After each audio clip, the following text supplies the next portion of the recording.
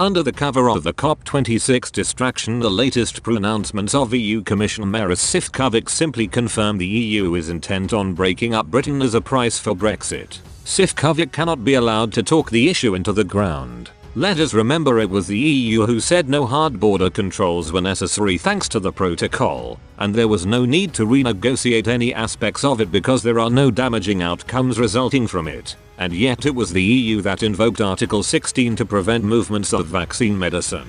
It is the same EU that has offered a self-styled robust package of solutions to the protocol that it previously said were unnecessary, and in so doing the EU has accepted the growing evidence of real economic impact to trade patterns and existing supply chains. The reality is Maroš Šefčovič is a siren voice offering sweet reasonableness which, on detailed inspection, amounts to very little and does not alter the direction of travel of Northern Ireland being absorbed into the EU's ever greater union.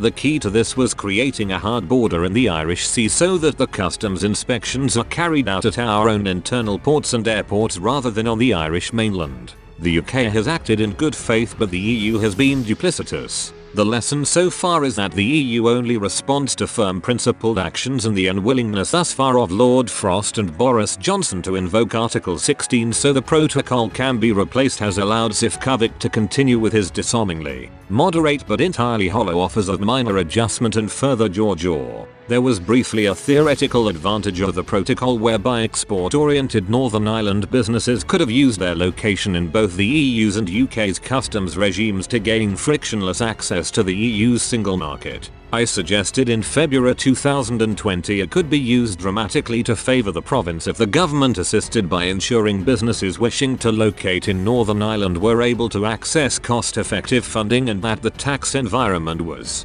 made at least as accommodating as it is in Ireland. Had government investment been forthcoming, some of the union-busting impact of the protocol could have been neutralised. Sadly, no such initiative was planned, let alone taken, and the opportunity proved to be a mere mirage. The chance, at least on paper, of using the protocol to boost the Northern Irish economy and so pull Ireland towards the UK, as opposed to allowing Northern Ireland to be pulled towards the EU, was lost. Within a month I could see Boris Johnson had no intention of trying to turn the protocol on its head, and so I called for its repudiation, if necessary in breach of the terms of the withdrawal agreement. The government has since shirked every opportunity to reform the protocol. It launched the Internal Market Bill and then dropped Northern Ireland from it. It said it would use the terms of the Trade and Cooperation Agreement to achieve the same result, but then did not even put the subject on the agenda. It has all year sat back and watched as the hard Irish sea border wreaked havoc with trade flows between Great Britain and the province.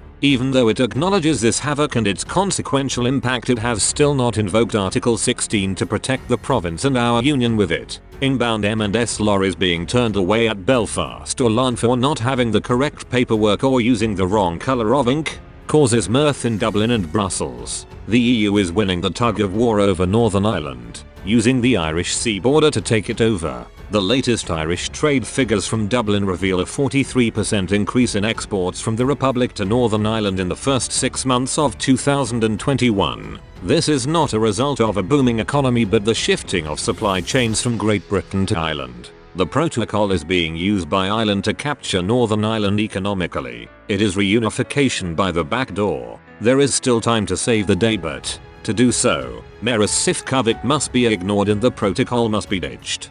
Derogations from it or reforms which fail to address the core problem of EU laws and its courts operating in the province are pointless. Allowing the courts of justice of the European Union to be the supreme arbiter over the protocol is the same as giving the EU complete control over Northern Ireland's destiny. The judicial review of the protocol brought by myself and others is due to be heard in the Appeals Court of Northern Ireland on 29 November. If the government is serious about its desire to eject the EU's justiciary from Northern Ireland, it should not resist our review. In essence, all we seek is what Lord Frost set out in his command paper in July, that the government is resisting. Evidence is a lack of coherency to the point of incompetence. Every day that passes allows the EU through the protocol to pivot Northern Ireland away from Great Britain. That is Maroš Šefčovič's game. By not challenging him directly, the union of Northern Ireland with Great Britain hangs by a thread.